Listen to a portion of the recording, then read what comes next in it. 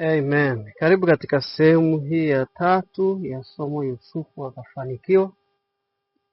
Si kwamba tunamwangalia Yusufu peke yake, ila ni kichwa cha somo kimetokana na yeye tulichojifunza kutoka kwake. Lakini tutaangalia watumishi wengine wa Mungu, watoto wengine wa Mungu waliofanikiwa kwa sababu walikuwa na Mungu. Amen. Na kitu cha muhimu hasa na tunachokiangalia ni swala la kuwa na Mungu. Hicho ndo tunachokilenga. Kwa hiyo katika sehemu hii ya 3 nataka tuangalie kitabu cha Mwanzo mlango wa 26. Hapa tunamwangalia Isaka. Haleluya. Ni vizuri kuona neno linasema nini, ili na sisi tujue tunajifunza nini, lakini pia tunapata nini kutokana na kile ambacho na kutokana na uwepo wa Mungu kwenye maisha yetu. Ni nini ambacho kinakuwepo? Kuna vitu gani? Kitendo cha sisi kujua kwamba tupo na Mungu, Mungu yuko pamoja na sisi, ni nini tunaweza kufaidi? Amen. Tunajifunza kutoka kwa wengine na sisi ndo tunapokelea hapo. Tunajua Mungu anaweza kufanya jambo hili na hili anapokuwa pamoja na mimi. Kwa hiyo mimi nifanye nini? Pia hilo ni jambo ambalo tunazidi kujifunza kila tunapojua kwamba Mungu yuko pamoja na sisi. Mwanzo 26. Sana taratibu tu. Ni habari za Isaka. Tuangalie neno linasemaje. Ikawa njaa katika nchi hiyo, mbali na njaa ile ya kwanza iliyokuwa siku za Abrahamu. Isaka akamwendea Abimeleki mfalme wa Filisti huko Gerari. Bwana akamtokea Isaka akasema, usishuke kwenda Misri. Kaa katika nchi nitakayokuambia. Kaa ugenini katika nchi hiyo, nami nitakuwa pamoja nawe na kukubariki. Maana nitakupa wewe na uzao wako nchi hizi zote, nami nitakifanya imara kiapo nilichomwapia Abrahamu baba yako. Amen. Tutulie kwanza hapo. Neno linaanza kwa kueleza kwamba kulikuwa kuna njaa katika nchi ambayo Isaka alikuwa anakaa. Na njaa ilitokana na nini? Na kuna mvua, ukame. Kwa hiyo kulikuwa kuna ukame ambao haujawahi kuonekana. Sasa Isaka, kama ilivyokuwa kwa Abraham, akaona njia rahisi ni kutoka kwenda Misri, kwa sababu Misri walikuwa na wingi wa chakula. Kwa hiyo kila mtu mwenye akili alishuka kuelekea Misri. Na Isaka, kwa utajiri aliokuwa nao, kwa mifugo aliokuwa nayo ilivyokuwa mingi, wafanyakazi wa kiume na wa kike walivyokuwa wengi zaidi ya 1000, alihitaji chakula. Kwa hiyo mvua ilikuwa ni kitu cha muhimu kwa ajili ya chakula cha kwake yeye, wafanyakazi wake wa kiume na wa kike, pamoja na mifugo yao, na maji vivyo hivyo. Amen. Kwamba inabidi twende tukajitafutie chakula. Fedha zipo, sio shida. Chakula ni tatizo, mifugo itakufa. Ndio maana wanaamua kuondoka, kwamba wacha twende Misri. Lakini kabla hajaondoka akasema, ninaenda kwa mfalme wa Abimeleki, mfalme wa Filisti, ili kupata kibali cha kupita mimi na mifugo yangu, wafanyakazi na kila kitu, kuelekea wapi? Misri. Wakati anataka kutekeleza mpango wake, Mungu akamtokea kwenye ndoto. Amen. Sasa tujifunze habari za ndoto, ila ni muhimu pia kujua kwamba Mungu anazungumza na watu kupitia kwenye ndoto. Ni njia rahisi kumuelewa sana Mungu. Ni nyepesi kujua Mungu anachokuambia wewe kupitia ndoto. Okay? Kwa hiyo Isaka anajipanga, anaondoka kwenda kwa Abimeleki, alafu Mungu mwenyewe anamtokea. Anamwambia Isaka, usiondoke, usishuke kwenda Misri. Kaa hapo hapo. Sasa hapo hapo wapi? Kwenye ukame, kwenye njaa. Tulia hapo hapo, usiende popote. Kwa nini nitulie hapa Mungu? Kwa sababu mimi nitakuwa pamoja na wewe. Hiyo ndio point. Hakumwambia kwamba nitanyesha mvua, hakumwambia nitafanya nini upate chakula. Alichosema tu ni kwamba mimi nitakuwa pamoja na wewe. Nitakuwa pamoja na wewe wapi? Hapo kwenye njaa. Hapo kwenye ukame. Amen. Anasema weka hapo hapo. Hili ndio eneo ambalo mimi Mungu nilimwahidi Abrahamu kwamba nitampa yeye na uzao wake.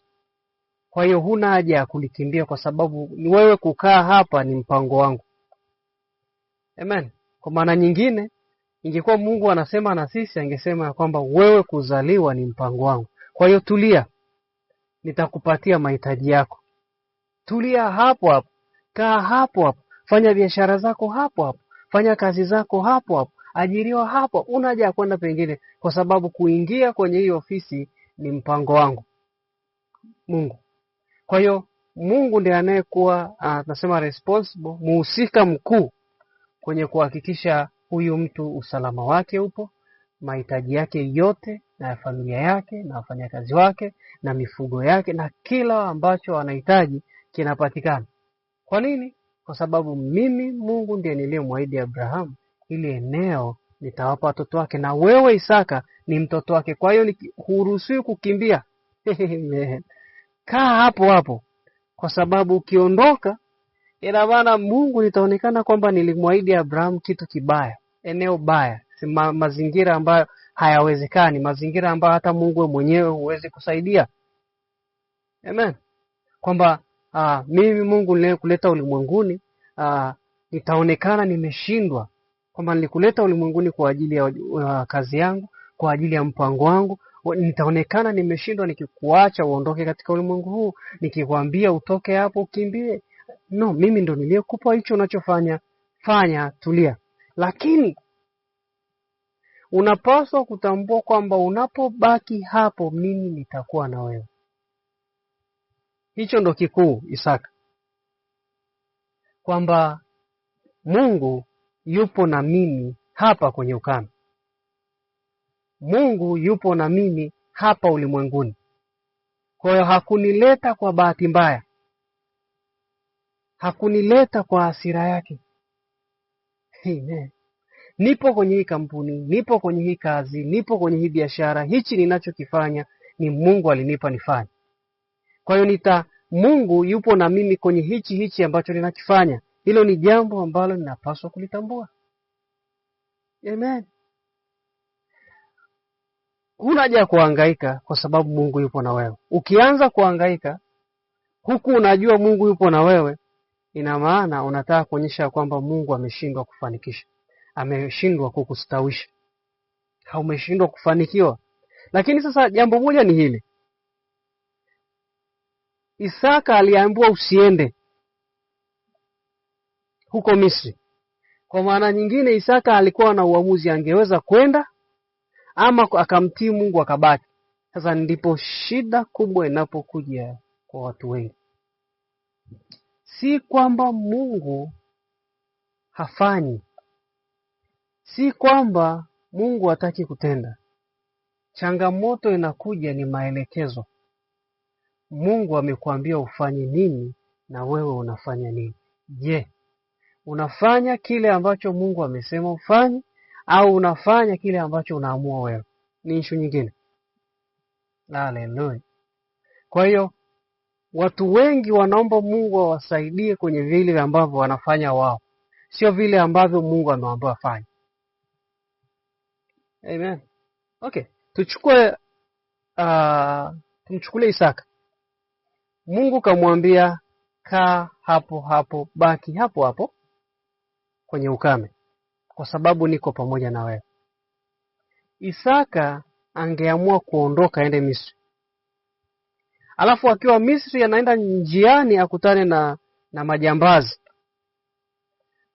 Wamteke, wampige, wamunyang'anye kila kitu. Angemlaumu Mungu. Amen.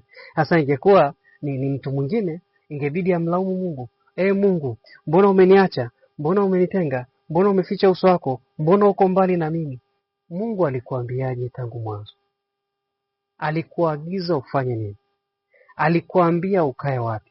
Alikuambia nenda wapi? Alisema ukutane na nani? Alikuagiza jambo gani la kufanya? Amen.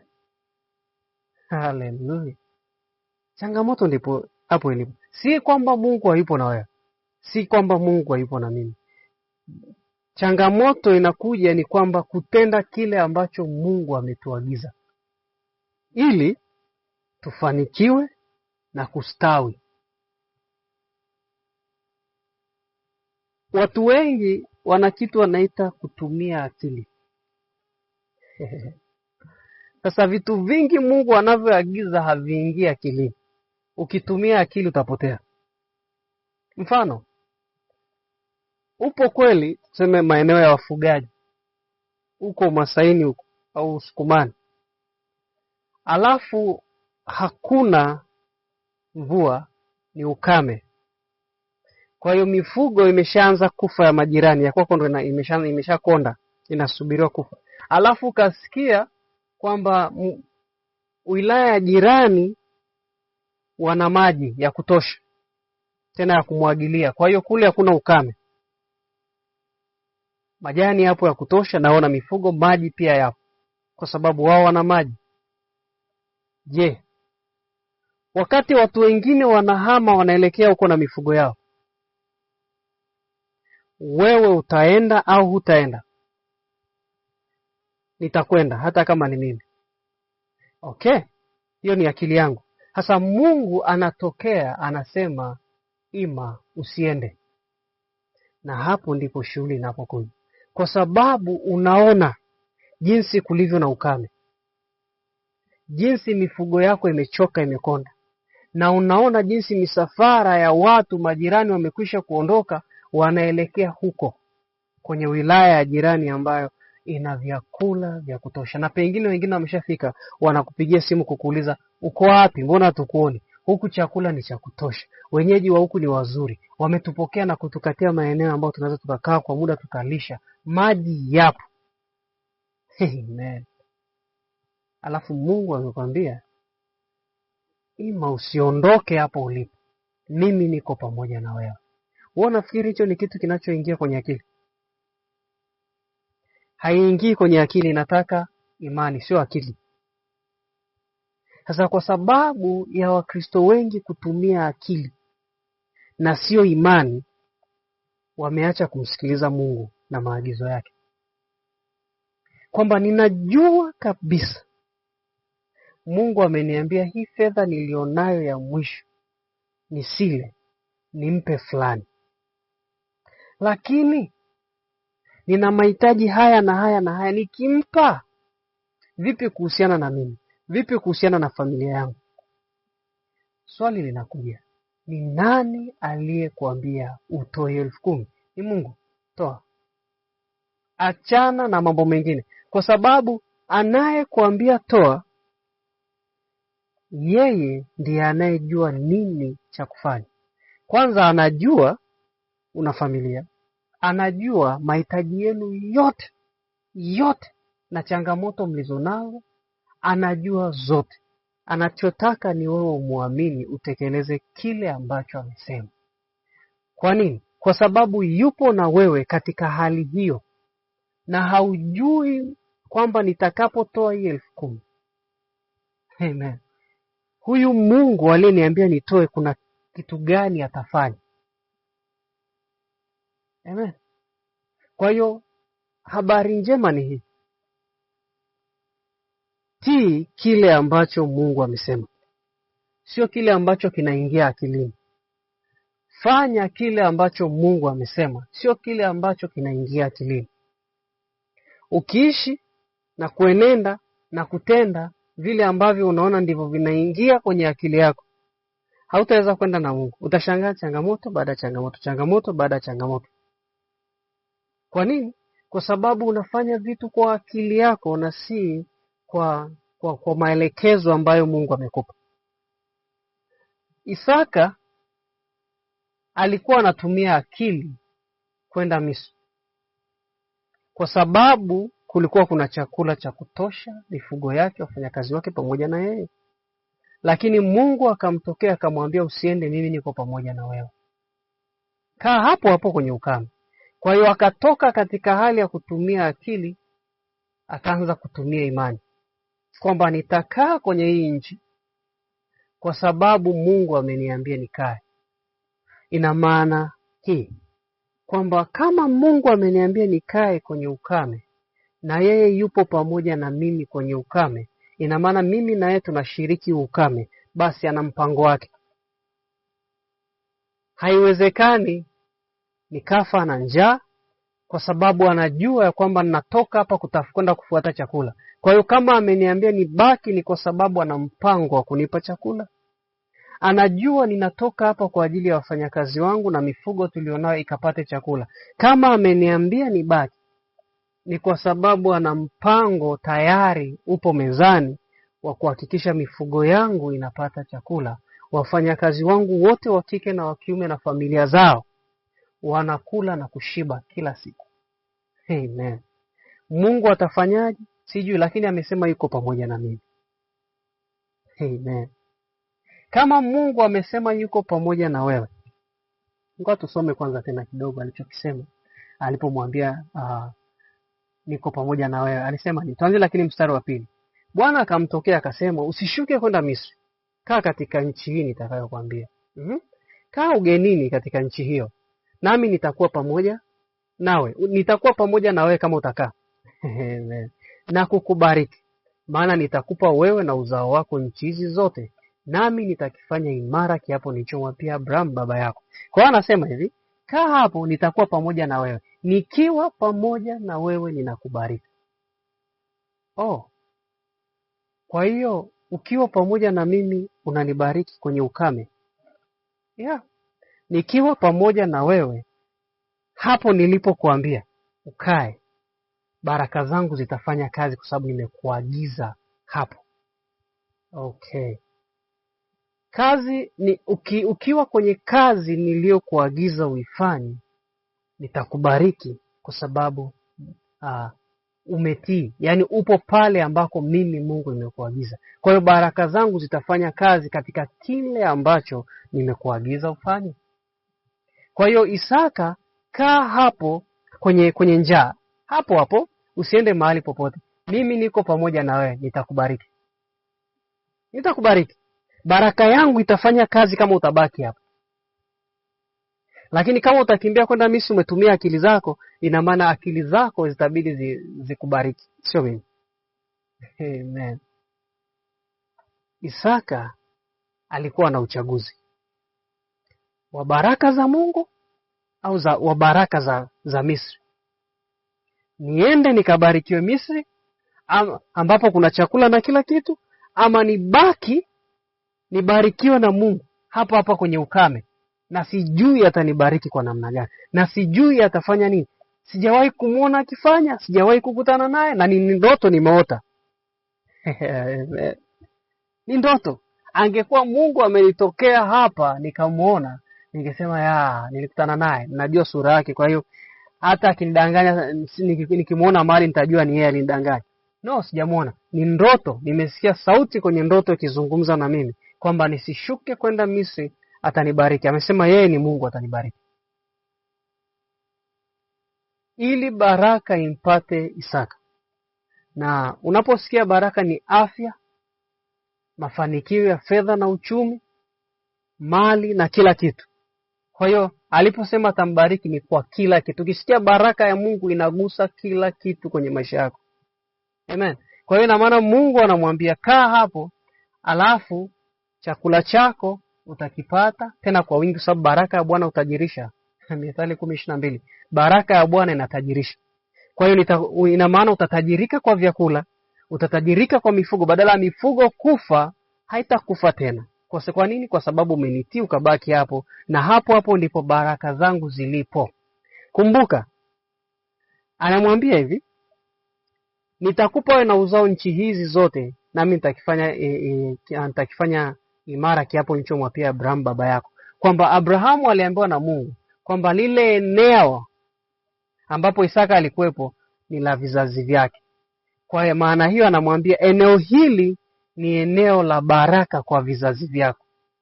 Kwa hiyo haijalishi kutakuwa na ukame, lakini ile eneo mimi nipo hapa kwenye ile eneo nililomwahidi Abraham, na baraka zangu zipo hapa hapa kwenye hili eneo nililomwahidi Abraham. Kwa hiyo usitoke. Ukikaa baraka zitafanya kazi. Baraka zipo hapa.